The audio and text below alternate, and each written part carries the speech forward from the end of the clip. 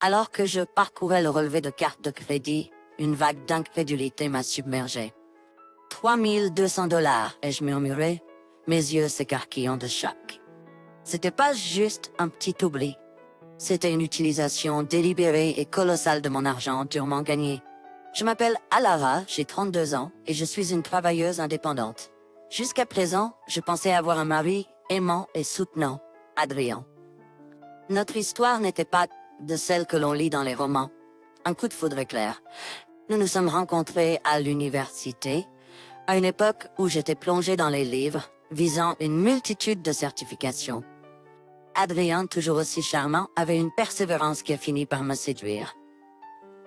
Après l'obtention de notre diplôme, tandis que je plongeais dans le monde du travail indépendant, Adrien a décroché un emploi dans une entreprise locale.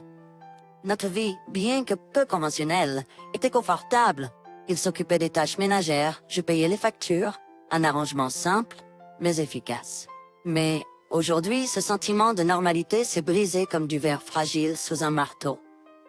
Alors que je parcourais le relevé, ligne après ligne, des achats dans des magasins de luxe pour femmes ont été révélés, des transactions qui n'étaient pas les miennes.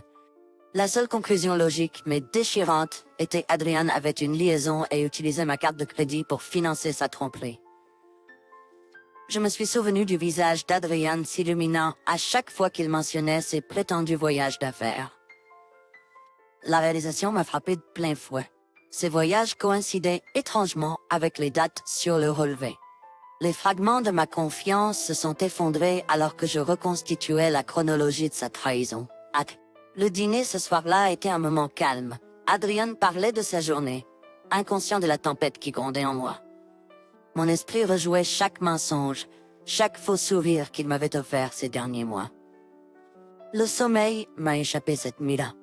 J'ai simplement regardé le plafond, le poids de la trahison d'Adrien ancrant mon cœur dans une mer de tourments. L'homme en qui j'avais confiance, le partenaire que j'avais soutenu, menait une double vie à mes dépens. La colère et nasty prudence des cœurs rompent cette douloureuse. Je n'allais pas laisser passer ça. Adrien avait fait une grave erreur, et j'allais m'assurer qu'il en paie le prix.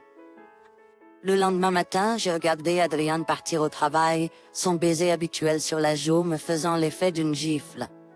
J'ai attendu que le bruit de sa voiture s'éloigne avant de prendre mon téléphone. Il était temps de mettre mon plan en action. J'ai commencé par appeler un avocat réputé, connu pour traiter les cas d'infidélité conjugale avec cité impitoyable. Ensuite, j'ai contacté quelques personnes rassemblant des preuves et construisant mon dossier contre Adrien.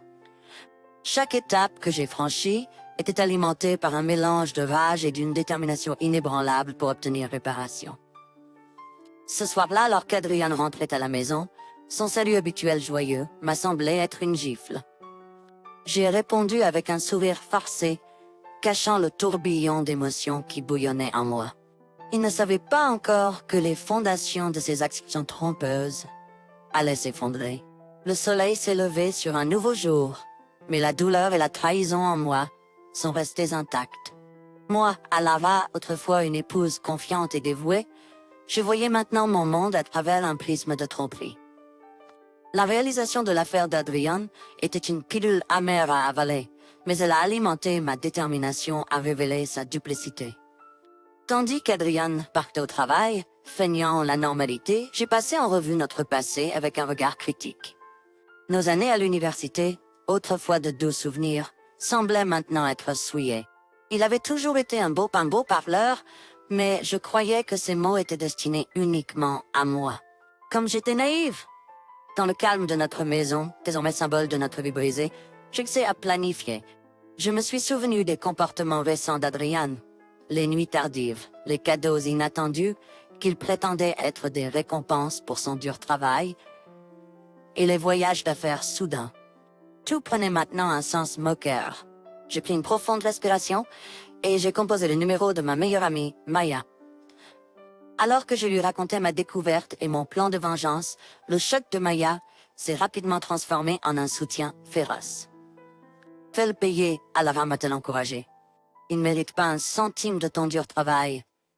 Le reste de la journée a été un tourbillon d'activités.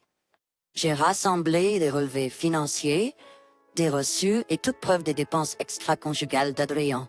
J'ai méticuleusement documenté chaque transaction, construisant un dossier aussi solide que de l'acier.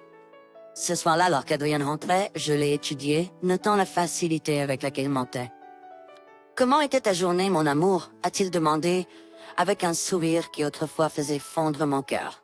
Comme d'habitude, ai-je répondu, ma voix stable malgré la tempête qui faisait rage en moi.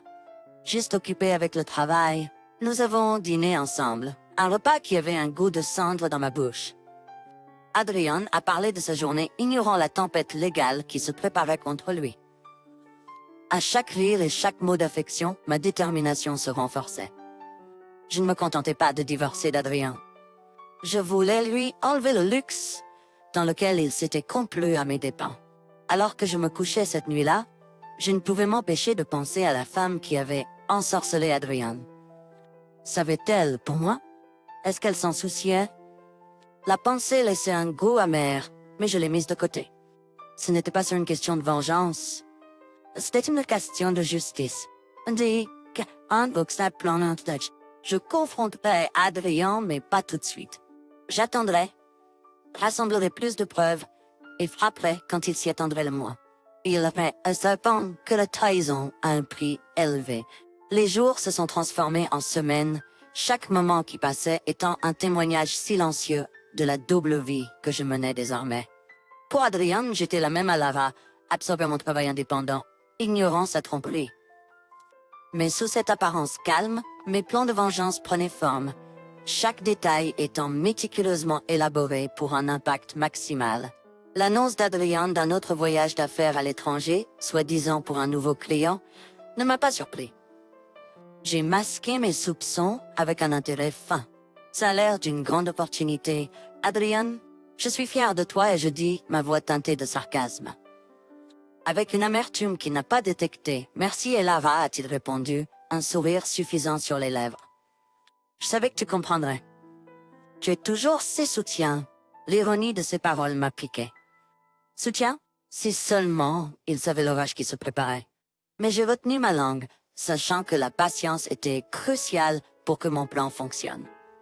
Chaque jour, alors qu'Adrien partait pour le travail, je continuais mes préparatifs secrets. Consulter mon avocat, sécuriser mes finances et rassembler des preuves de l'infidélité d'Adrien sont devenus ma nouvelle routine. Plus j'en découvrais, plus le tableau devenait clair. Des hôtels coûteux, des cadeaux somptueux et des dîners intimes, tous financés par mon argent, durement gagné. Un soir, alors que nous étions assis dans notre salon, Adrien a passé son bras autour de moi. Nous devrions planifier des vacances, juste tous les deux. Après la fin de ce projet, a-t-il suggéré, sa voix dégoulinant de fausse affection. J'ai forcé un sourire, l'hypocrisie de ses paroles alimentant ma colère. Ça a l'air charmant, ai-je répondu, mon ton léger trahissant la froide détermination en moi. À l'approche du jour du départ d'Adrien, je ressentais un mélange de soulagement et d'anticipation. Soulagement à l'idée de ne pas avoir à jouer la femme aimante pendant quelques jours, et anticipation pour ce qui allait arriver. Le matin de son vol, Adrien était d'humeur particulièrement joviale. « Tu vas me manquer » a-t-il dit, m'embrassant avant de partir. « Tu vas aussi me manquer » ai-je menti, le regardant partir avec une valise remplie de mensonges et de trahisons. Une fois qu'il est parti, je suis passé à l'action. La première étape était de sécuriser mes biens. J'ai transféré mes économies dans un nouveau compte auquel Adrien n'avait pas accès. J'ai ensuite rencontré mon avocat pour finaliser la stratégie pour le divorce et le procès pour récupérer mes fonds. J'ai passé le reste de la journée dans une frénésie d'activités, chaque étape me rapprochant de mon objectif ultime, voir Adrien faire face aux conséquences de ses actes. Le jour où Adrien est parti pour son prétendu voyage d'affaires a marqué le début de ma vengeance. La maison, autrefois un symbole de notre vie commune, semblait maintenant être une scène où l'acte final de notre mariage allait se dérouler. J'ai passé la matinée en silence, réfléchissant aux années gaspillées avec un homme qui m'avait si cruellement trahi. Mais il n'y avait pas de place pour l'apitoiement sur soi. C'était le moment d'agir. J'ai commencé par passer des appels pour annuler nos cartes de crédit communes, m'assurant qu'Adrien n'aurait pas accès à mes fonds. Chaque appel semblait être un coup contre la façade de notre mariage. Ensuite, j'ai contacté un agent immobilier pour mettre notre maison sur le marché. Ce fut une décision douloureuse mais nécessaire. Cette maison, remplie de tromperies, ne pouvait plus être mon foyer. Plus tard dans la journée, j'ai rencontré mon avocat, une femme sans fioriture nommée Miss Bennett. Tout est prêt et la vente est assurée. Une fois qu'il sera de retour, nous pourrons lui remettre les papiers de divorce et le procès pour la récupération financière. Merci, Miss Bennett, ai-je répondu, ma voix stable. Je veux m'assurer qu'il paie pour ce qu'il a fait, pas seulement émotionnellement, mais aussi financièrement. Les jours suivants ont été un tourbillon. J'ai déménagé mes affaires dans un garde-meuble et suis resté chez Maya. Elle t'importance de ses clients. Tu fais la bonne chose, dit-elle un soir. Adrien mérite de faire face aux conséquences de ses actions. La nuit avant le retour d'Adrien, je restais éveillé, repassant le plan dans ma tête. C'était simple, le confronter, exposer sa trahison, et ensuite regarder son monde s'effondrer autour de lui. Quand le jour est arrivé, je ressentais un mélange de nervosité et de détermination. Je suis retourné à notre maison une dernière fois, attendant qu'Adrien franchisse la porte. Il est entré sans se méfier, un sourire sur le visage qui a disparu dès qu'il m'a vue assise dans le salon, mon expression sombre. « Alara, que se passe-t-il? Pourquoi es-tu ici avec tes valises prêtes ?» demanda-t-il, la confusion marquée sur son visage. « C'est toi, Adrien? Nous devons parler, dis-je, ma voix calme mais froide. » Alors qu'il s'asseyait, je pouvais voir la réalisation qui lui venait lentement. « Est-ce à propos des cartes de crédit? Pouvais pas les utiliser pendant le voyage. Qu'as-tu fait? » « Oh, j'ai fait ce que n'importe quelle personne sensée ferait en découvrant l'infidélité de son époux, » ai-je répondu, mes mots tranchants comme des couteaux. J'apprécie mes biens, et ce n'est que le début. Le visage d'Adrien était peur. « Alara, je ne sais pas de quoi tu parles, bafouilla-t-il, mais la culpabilité dans ses yeux le trahissait. « Ne me prends pas pour idiote, Adrien, dis-je en me levant. Je sais pour l'affaire, les voyages, les cadeaux. C'est fini. Je te divorce, et je vais m'assurer que tu rembourses chaque centime dépensé pour ta maîtresse. » Adrien a essayé, j'ai levé la main pour l'arrêter. « Garde tes excuses. J'ai entendu assez de mensonges. Tu entendras parler de mon avocat. » Sur ces mots, je suis sorti de la maison, laissant Adrien dans un silence stupéfait. Le dernier chapitre de notre mariage venait d'être écrit, et c'était celui de la trahison et de la vengeance. Les jours suivant ma confrontation avec Adrien ont été un tourbillon. J'ai logé chez Maya, qui m'a non seulement offert un canapé pour dormir, mais aussi le soutien émotionnel dont j'avais désespérément besoin. Chaque matin, je me réveillais avec un renouvelé de but. La trahison d'Adrien avait allumé un feu en moi, un feu qui me propulsait maintenant vers la justice. Adrien, quant à lui, était en panique. Il appelait sans cesse, laissant des messages vocaux allant des excuses aux explosions de colère. Chaque message qu'il laissait était un témoignage de sa désespérance. « Alara, s'il te plaît, nous pouvons en parler. » Je peux tout expliquer. Un message a commencé, un autre était plus accusateur. « Comment as-tu pu me faire ça? Annule les cartes? Mets notre maison en vente? » Tu réagis de manière excessive. Mais je n'ai pas vacillé car, au lieu de cela, j'ai rencontré Mel Bennett pour discuter des prochaines étapes. Il a été servi les papiers, elle m'a informé, et il le prend pas bien. À une résistance. J'ai hoché la tête, prête pour tout ce qu'Adrien me lancerait. Laisse-le résister. J'ai toutes les preuves dont nous avons besoin. Il s'en sortira pas comme ça. Quelques jours plus tard, j'ai reçu un appel d'Adrien. J'ai répondu, me préparant à la conversation. Alara, c'est insensé. Tu ruines ma vie pour une erreur. La voix d'Adrien était un mélange de colère et de désespoir. Une erreur, Adrien? C'est ainsi que tu appelles une liaison d'un an. J'ai rétorqué, ma voix stable malgré le tumulte intérieur. C'est pas comme ça. Tu ne comprends pas la pression que j'avais. Il a essayé d'expliquer, mais ses mots sont tombés dans l'oreille d'un sourd. Pression? Te tromper, mentir et voler de moi. Tu fait ton lit, Adrien. Maintenant, couche-toi dedans. Il a fait une pause, et pendant un moment, il y a eu un silence au bout du fil. Puis d'un ton plus doux, il a dit « Je t'aimais, Alara.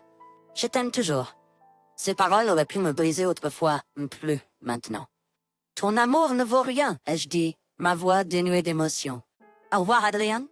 J'ai raccroché, un sentiment de finalité m'envahissant. C'était fini. Il n'y avait plus rien à dire, plus rien à ressentir pour l'homme que j'avais autrefois aimé.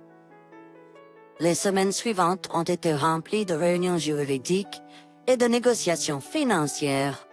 Les tentatives d'Adrien pour parvenir à un règlement ont été accueillies par ma demande inébranlable de restitution financière complète. Je n'allais pas le laisser s'en tirer facilement. Alors que je m'asseyais dans le bureau de Miss Bennett, signant les derniers papiers, je sentais un poids s'envoler de mes épaules. C'était fait. Adrien allait payer pour sa trahison, et je pouvais enfin commencer à reconstruire ma vie. Après mon divorce d'Adrien, le monde semblait différent, comme si je le voyais à travers des yeux nouveaux et clairs. La finalisation de notre divorce n'était pas seulement la fin de notre mariage, mais aussi le début de ma liberté retrouvée. J'étais sortie des décombres de la trahison plus forte et plus déterminée. La vie d'Adrien, en revanche, s'effondrait rapidement. Les nouvelles de son aventure et du procès qui s'ensuivit faisaient le tour de nos cercles sociaux. Des amis et connaissances, autrefois communs, le regardaient maintenant avec mépris. Sa maîtresse, n'étant plus un secret, avait poursuivi sa route, laissant Adrien affronter les conséquences seul. Les répercussions financières de ses actes l'ont frappé de plein fouet. Le tribunal a statué en ma faveur, ordonnant à Adrien de rembourser chaque centime qu'il avait gaspillé pour son aventure. Le voir lutter contre la ruine financière qu'il avait lui-même causée était une maigre consolation. C'était une victoire, une preuve tangible que la justice, bien que parfois lente, était inexorable. J'ai entendu par le bouche à oreille ses difficultés. Son poste autrefois prestigieux au travail était maintenant terni, sa réputation en lambeaux. Il y avait une certaine justice poétique à voir l'homme qui s'était autrefois élevé si haut être abattu par son arrogance et sa tromperie. Quant à moi, je me suis plongé dans mon avec une vigueur renouvelée.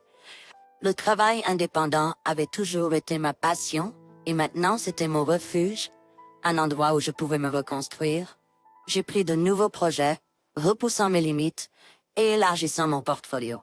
Le succès qui a suivi était le mien. Le mien, non entaché par l'ombre d'Adrien, Maya était une présence constante, son amitié une force stable en temps turbulent. « Tu l'as fait, Alara », m'a-t-elle dit un soir autour d'un café. « Tu t'es défendu et t'es gagnante. » Ces mots sonnaient vrais.